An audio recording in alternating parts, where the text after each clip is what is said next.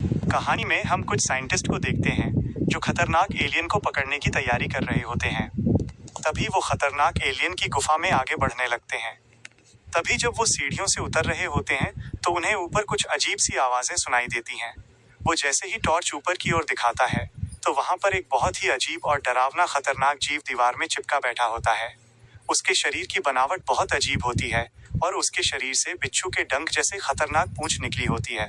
लेकिन एक आदमी जैसे ही ऊपर की ओर देखता है तभी वो खतरनाक क्रिएचर अपनी लंबी पूंछ से बहुत ही जहरीला वायरस निकालता है जो सीधे उस आदमी को जाकर लग जाता है। वो वायरस इतना जहरीला था कि लगते ही उस आदमी की जगह पर मौत हो जाती है। ये देखकर बाकी सैनिक बहुत डर जाते हैं और अंधाधुंध फायरिंग करने लगते हैं। लेकिन तभी सैनिकों को पता चलता है कि वहां पर एक क्रिएचर नहीं बल्कि उसके जैसे दिखने वाले सैकड़ों क्रिएचर वहां पर बैठे हुए हैं। लेकिन जब सैनिकों पर गोलियां चला रहे होते हैं तो उनके क्रिएचर के ऊपर कोई खास असर नहीं हो रहा था। तभी गुस्से में क्रिएचर सैनिकों पर टूट पड़ते हैं जिसकी वजह से बहुत सारे सैनिक की वहीं पर मौत हो जाती है। लेकिन उसी में एक सैनिक फ्रैंक नाम का होता है जो हार नहीं मानता और लगातार उसे फायरिंग करता रहता है। वो तुरंत एक धारदार कुल्हाड़ी उठाता है और उस एलियन पर हमला करने लगता है, लेकिन वो असफल हो जाता है। तभी उसकी टीम के कुछ सैनिक आते हैं और उस एलियन को मौके पर ही मार गिराते हैं। इसके बाद फ्रैंक और उसके बाकी साथी उस खतरनाक लैब से निकलने में कामयाब हो जाते हैं। लेकिन जब सैनिक बाहर आते हैं तो उन्हें पता चलता है कि वो खतरनाक क्रिएचर बाहर निकलकर सभी लोगों को मार रहे होते हैं। ये देखकर कई सारे सैनिक हेलीकॉप्टर से राक्षसों के ऊपर बम गिराने लगते हैं, जिसकी वजह से पूरे शहर में तबाही मच जाती है और बिल्डिंगें टूट के गिरने लगती हैं। यह देखकर फ्रैंक अपनी टीम के साथ अपनी जान बचाकर वहां से भागने लगता है।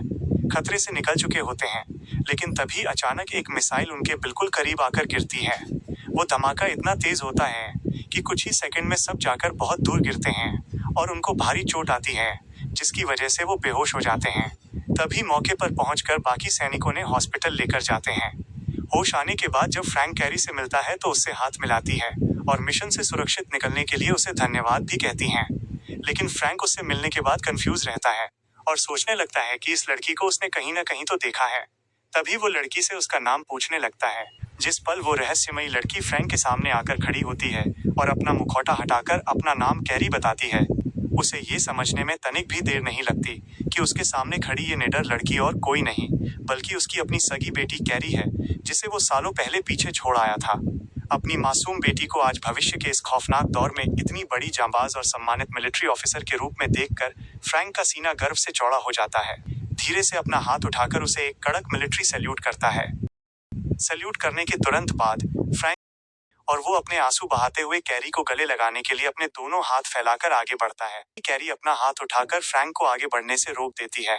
कैरी का चेहरा सख्त जरूर दिख रहा था, लेकिन अंदर ही अंदर वो भी अपनी भावनाओं पर काबू नहीं रख पा रही थी। इसके बाद कैरी फ्रैंक को मिलिट्री बेस के एक बेहद सुरक्षित और गोपनीय कैंप के भीतर ले जाती है। वहां चारों तरफ बड़ी बड़ी कंप्यूटर स्क्रीन्स और वैज्ञानिक उपकरण लगे हुए थे। कैरी फ्रैंक को एक मुख्य स्क्रीन के सामने ले जाती है और वहां कैद एक बहुत ही भयानक और विशालकाय जीव क्रिएचर की तस्वीरें और वीडियो दिखाती है।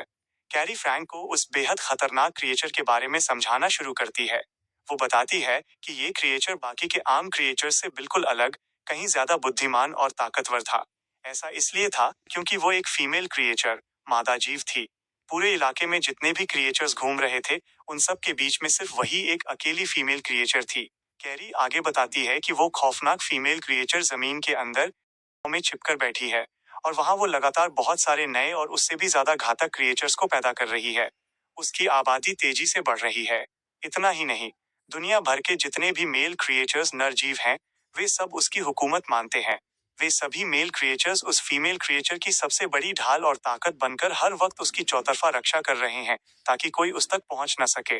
कैरी फ्रैंक को बताती है कि इन खतरनाक जीवों को खत्म करने के लिए मिलिट्री के सबसे काबिल साइंटिस्ट्स ने दिन रात एक करके एक बेहद खास और असरदार केमिकल रसायन तैयार किया है।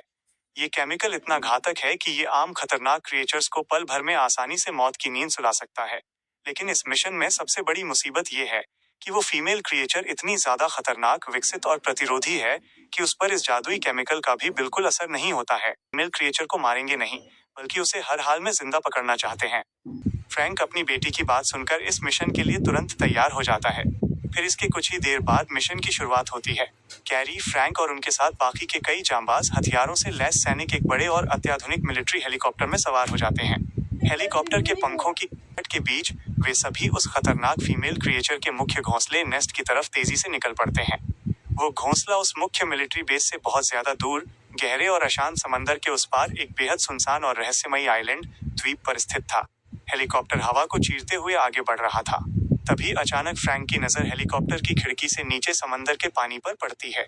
वो देखता है कि समंदर के नीले पानी में वे खतरनाक क्रिएचर्स तैर रहे हैं और वे समंदर के भीतर मौजूद जीवित प्रजातियों जैसे बड़ी मछलियों और जलीय जीवों का बेरहमी से शिकार कर रहे हैं। जिस हेलीकॉप्टर समंदर के ऊपर तेजी से उड़ रहा था, तभी कैरी फ्रैंक की तरफ देखती है और इन जीवों का खौफनाक इतिहास बताना शुरू करती है। कैरी बताती है, साल 2060 में ये खतरनाक जीव अचानक एक बिल्कुल सुनसान और बर्फीले आइलैंड द्वीप से निकलकर पूरी दुनिया में फैल गए थे। लेकिन सबसे ज्यादा हैरान और चौंका देने वाली बात यह है कि ये जीव आखिर कब पैदा हुए और इतनी जल्दी इनकी संख्या करोड़ों में कैसे हो गई, इसका पता आज तक कोई भी वैज्ञानिक या सरकार नहीं लगा पाई है। इनके फैलने की रफ्तार को देखकर तो ऐसा महसूस होता है कि जैसे ये खतरनाक जीव जमीन को फाड़कर सीधे पाताल से ही बाहर निकल आए हों। कैरी की ये रहस्यमयी बात सुनकर फ्रैंक गहरे सोच विचार में डूब जाता है। उसका दिमाग इस गुत्थी को सुलझाने की कोशिश करने लगता है, लेकिन वो अच्छी तरह जानता था कि ये वक्त इन सब बातों के बारे में गहराई से सोचने का बिल्कुल नहीं है। इसके कुछ ही समय बाद उनका मिलिट्री हेलीकॉप्टर उस भयानक और फीमेल क्रिएचर मादा जीव के मुख्य घोंसले के ठीक ऊपर पहुंच जाता है। घोंसला एक बेहद डरावनी और गहरी सुरंग जैसा दिख रहा था। हेलीकॉप्टर के वहां पहुंचते ही सभी ट्रेंड जांबाज सैनिक बिना एक पल गवाए जल्दी मोटी मोटी रस्सियों की मदद से उस खौफनाक घोंसले के अंधेरे के अंदर उतरने लगते हैं। मिलकर उन मजबूत जंजीरों की रस्सियों से उस विशाल फीमेल क्रिएचर को चारों तरफ से जकड़कर बांधने की कोशिश करने लगते हैं। लेकिन वो मादा जीव इतनी ज्यादा विशाल और अविश्वसनीय रूप से ताकतवर थी कि इतने सारे आधुनिक हथियारों से लैस उसे उसके बिल से बाहर खींच नहीं पा रहे थे। तभी अचानक वो फीमेल क्रिएचर अचानक अपने बिल से बाहर निकल आती है। बाहर आते ही वो अंधाधुंध तरीके से सभी सैनिकों पर हमला करना शुरू कर देती है। वो इतनी ज्यादा खूंखार और जानलेवा थी कि उसने महज कुछ ही सेकंड के भीतर कई जांबाज सैनिकों को मौत के घाट उतार दिया। चारों तरफ चीख पुकार मच जाती है। नीचे अपने सैनिकों की ऐसी दर्दनाक और भयावह हालत देखकर हेलीकॉप्टर में बैठी कैरी का दिल दहल जाता है। वो तुरंत हेलीकॉप्टर से नीचे उतरकर मोर्चा संभालने का प्लान बनाती है। नीचे कूदने से पहले वो फ्रैंक को सख्ती से आदेश देती है कि वो किसी भी हाल में यहीं हेलीकॉप्टर में रुका रहे और नीचे ना आए। इसके तुरंत बाद कैरी बंदूक तानकर बाकी बचे सैनिकों के साथ उस खूनी और अंधेरी सुरंग के भीतर कूद जाती है। उसी वक्त जमीन के नीचे तड़प रही उस फीमेल क्रिएचर के शरीर से एक खास तरह का खतरे का सिग्नल तरंगे निकलता है। उस अपनी फीमेल क्रिएचर को बचाने के लिए वे सारे के सारे खतरनाक जीव सुरंग की तरफ तेजी से बढ़ने लगते हैं। हेलीकॉप्टर से नीचे का ये खौफनाक नजारा देखकर फ्रैंक का दिल बैठ जाता है। उसे अपनी बेटी कैरी की जान खतरे में नजर आती है।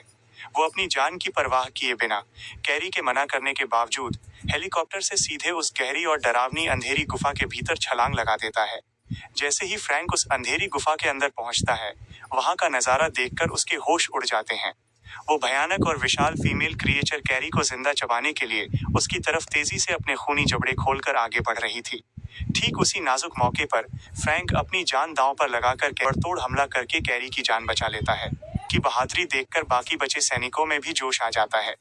वे सभी लोग एक साथ मिलकर पूरी ताकत से उस खतरनाक फीमेल क्रिएचर को चारों तरफ से मजबूत जंजीरों में जकड़कर पूरी तरह से बांध देते हैं। इसके तुरंत बाद ऊपर उड़ रहा मिलिट्री हेलीकॉप्टर अपनी भारी भरकम क्रेन की रस्सियों से उस पिंजरे को बांधता है और जमीन के अंदर से उस भारी पिंजरे को उखाड़कर हवा में उठाते हुए तेजी से उड़ जाता है। अपनी रानी को कैद में देखकर वहां मौजूद हजारों की संख्या में आए खतरनाक मेल क्रिएचर्स अपनी फीमेल क्रिएचर को छुड़ाने के लिए उस उड़ते हुए हेलीकॉप्टर के पीछे दौड़ने लगते हैं। कुछ जीव तो हवा में ऊंची छलांग लगाकर सीधे उस हेलीकॉप्टर के ऊपर चढ़ जाते हैं और उसके पंखों और बॉडी से चिपक जाते हैं। इतने सारे भारी जीवों के वजन और हमले की वजह से हेलीकॉप्टर का हवा में संतुलन पूरी तरह से बिगड़ जाता है। हेलीकॉप्टर हवा में बुरी तरह डगमगाने लगता है और आखिरकार वो नियंत्रण खोकर सीधे नीचे जमीन पर गिर पड़ता है और एक बहुत बड़े धमाके के साथ क्रैश हो जाता है। लेकिन किस्मत अच्छी थी कि कैरी और फ्रैंक दोनों अपनी सूझबूझ से सही समय पर बाहर कूदकर किसी तरह अपनी जान बचा लेते हैं। वे दोनों भागते हुए उस खतरनाक जगह से दूर समंदर के एक सुनसान किनारे पर सुरक्षित पहुंच जाते हैं। वहां पहुंचते ही अपनी टीम से संपर्क करने और रेस्क्यू मदद बुलाने के लिए दोनों अपनी बंदूकों से आसमान की तरफ लगातार फायरिंग करते हैं और अपनी मिलिट्री टीम को अपनी लोकेशन का सिग्नल भेज देते हैं। वो दोनों पिता और बेटी उस सुनसान समंदर के किनारे बैठकर आपस में दिल खोलकर बातें करने लगते हैं, जहां सालों बाद उन्हें एक दूसरे को समझने का मौका मिला था। जब फ्रैंक और कैरी उस सुनसान समंदर के किनारे बैठकर आपस में दिल खोलकर बातें कर ही रहे होते हैं, तभी अचानक ट्री बेस का एक रेस्क्यू हेलीकॉप्टर उनकी तरफ आने लगता है। हेलीकॉप्टर को देखकर दोनों राहत की सांस लेते हैं और मुस्तैदी से उस पर सवार हो जाते हैं। उस खूंखार और विशाल फीमेल क्रिएचर मादा जीव को समंदर के ठीक बीचों बीच बने इंसानों के आखिरी और सबसे सुरक्षित मिलिट्री कैंप में लाया जाता है। ये कैंप चारों तरफ से गहरे समंदर से घिरा एक अभेद्य किला था। वहां लाते ही उस मादा जीव चैन से जकड़कर चारों तरफ से बांध दिया जाता है। उसकी ताकत इतनी भयानक थी कि वैज्ञानिक कोई खतरा नहीं मोल लेना चाहते थे, इसलिए वे हर आधे घंटे में उसे एक बहुत ही शक्तिशाली बेहोशी का इंजेक्शन देते रहते हैं, ताकि वह होश में आकर किसी भी सैनिक या वैज्ञानिक को कोई नुकसान न पहुंचा सके और पूरी तरह काबू में रहे।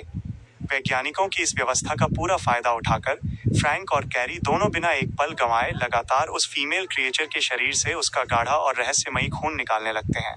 वे दोनों उस खून के सैंपल पर दिन रात एक करके बड़े बड़े उपकरणों के साथ एक्सपेरिमेंट प्रयोग करने में जुट जाते हैं।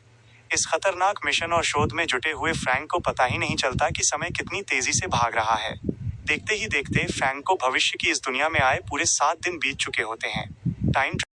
लेकिन अभी वे इस कामयाबी की खुशी मना ही रहे होते हैं। बेहोशी के इंजेक्शन का असर अचानक कम हो जाता है और ठीक उसी वक्त उस खतरनाक फीमेल क्रिएचर की बड़ी बड़ी खूनी आंखें खुल जाती हैं।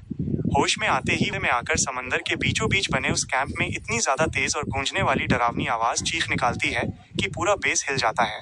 वो आवाज सिर्फ एक चीख नहीं थी, बल्कि अपने वफादार जीवों के लिए एक आखिरी पुकार थी। उसकी वो आवाज सुनते ही समंदर के अलग अलग हिस्सों में छिपे कई हजार भयानक मेल क्रिएचर्स पागल हो उठते हैं। वे अपनी रानी को बचाने के लिए समंदर के गहरे और नीले पानी को चीरते हुए एक विशाल लहर की तरह तेजी से उस कैंप की तरफ आगे बढ़ने लगते हैं। उन खतरनाक जीवों की तादाद इतनी ज्यादा और असीमित होती है कि कैंप पर तैनात हथियारों से लैस सैनिकों के लिए भी उन भयानक क्रिएचर्स को आगे बढ़ने से रोकना बिल्कुल नामुमकिन और बेहद मुश्किल होता जा रहा था।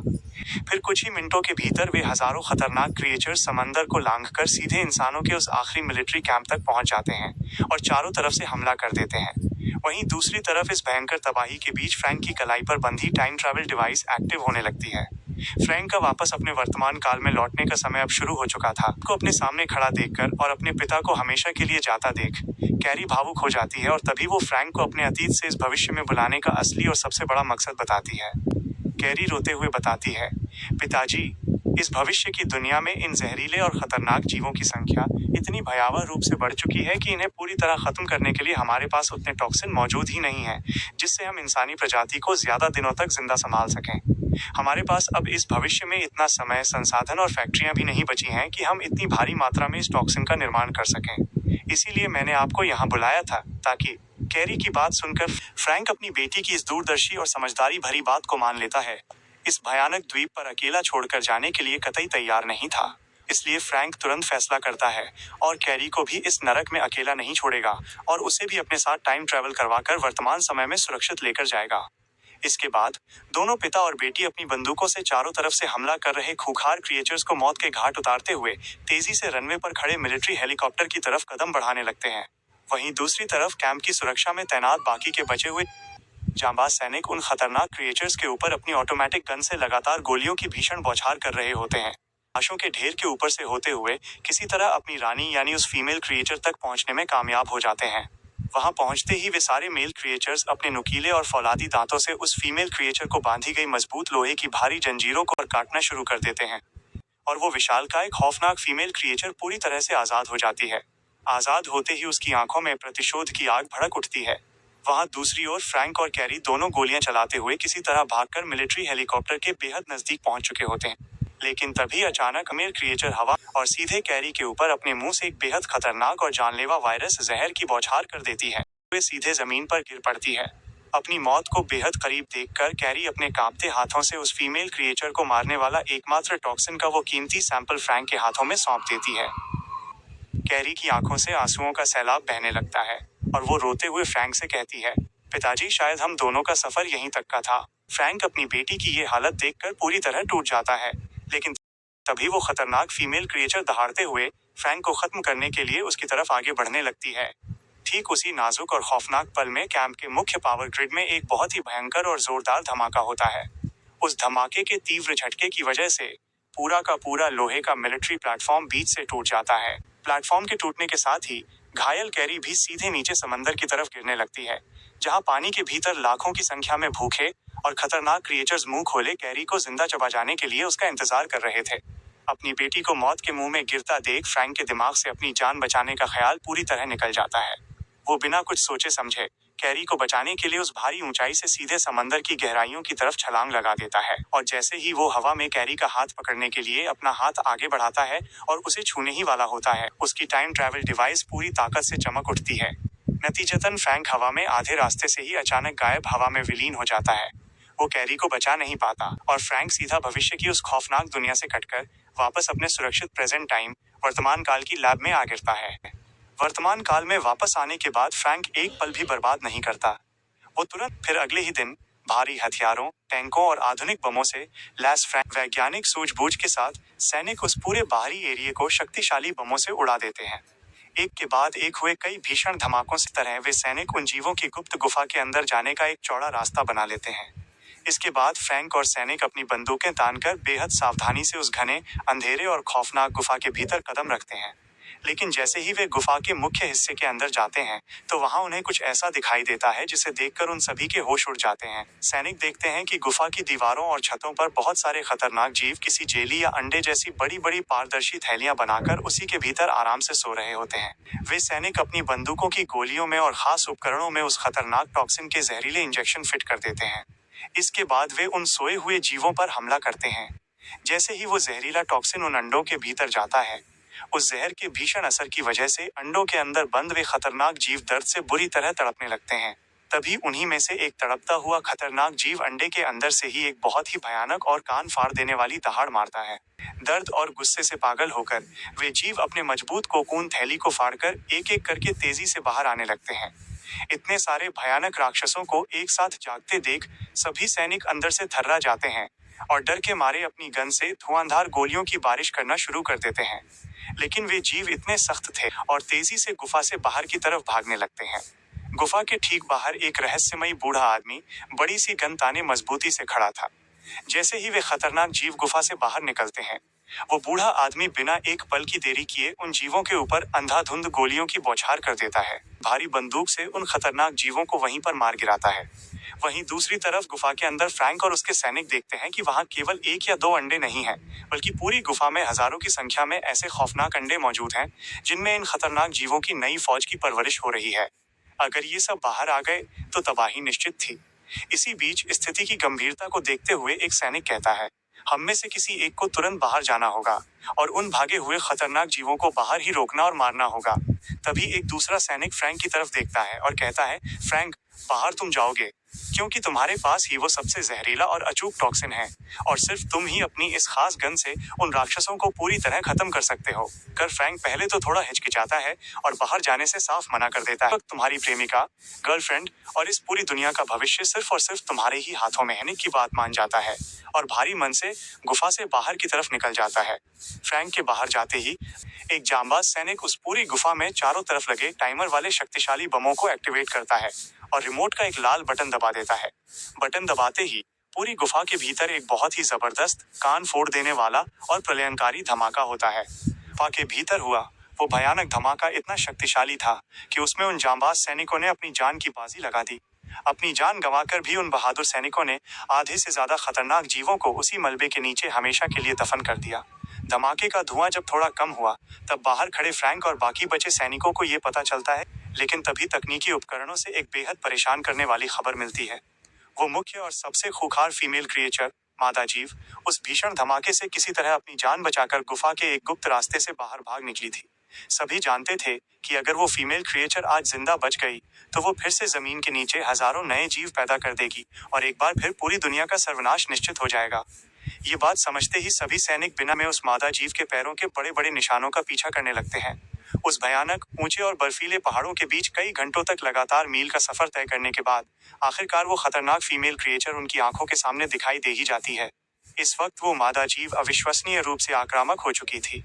अपनी पूरी सेना और अंडों के तबाह होने की वजह से वो इतने ज्यादा गुस्से और तैश में थी कि वो किसी भी वक्त सामने आने वाले किसी भी इंसान को कच्चा चबा सकती थी।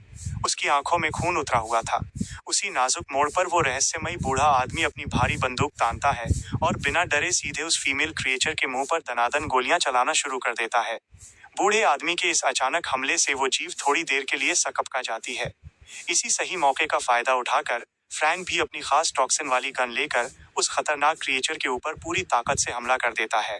फ्रैंक फुर्ती से आगे बढ़ता है और अपनी गन से उस खतरनाक क्रिएचर के शरीर के पिछले हिस्से में वो जहरीला टॉक्सिन विष लगाने में पूरी तरह कामयाब हो जाता है। टॉक्सिन लगते ही वो जीव पीछे हटती है, लेकिन तभी अचानक उस जहरीले टॉक्सिन का भयानक असर शुरू होता है। उस खतरनाक क्रिएचर का वो हाथ जहां टॉक्सिन लगा था वो सड़कर गलने लगता है और नीचे गिरने की कगार पर पहुंच जाता है। पर अगले ही पल वहां जो कुछ भी होता है उसे देखकर फ्रैंक और वो बूढ़ा आदमी पूरी तरह हैरान और स्तब्ध रह जाते हैं। फ्रैंक अपनी आंखों से देखता है कि वो क्रिएचर दर्द से कराहते हुए अपने उस खराब और सड़ चुके हाथ को खुद अपने ही नुकीले और खतरनाक जबड़ों से बेरहमी से काटकर अपने शरीर से अलग करके दूर फेंक देती है।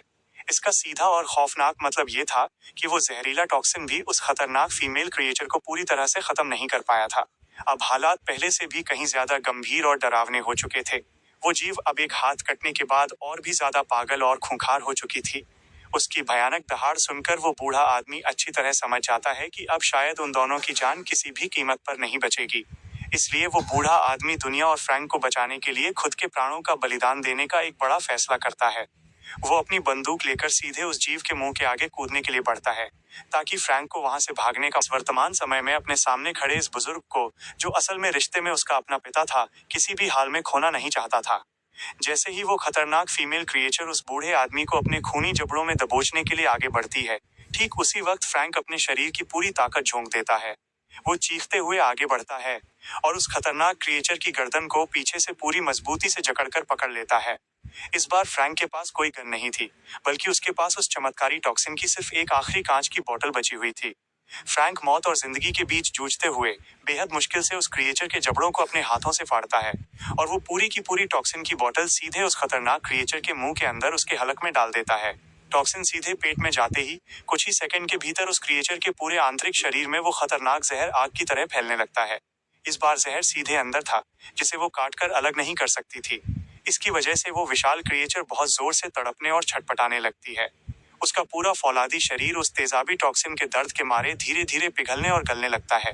उसकी ताकत पूरी तरह खत्म हो जाती है। क्रिएचर को इस तरह लाचार और कमजोर पड़ते देख फ्रैंक अपनी बची कुची पूरी ताकत इकट्ठा करता है और उस घिनौने जीव को पीछे खींचते हुए एक बहुत ही जोरदार और करारी लात मारता है।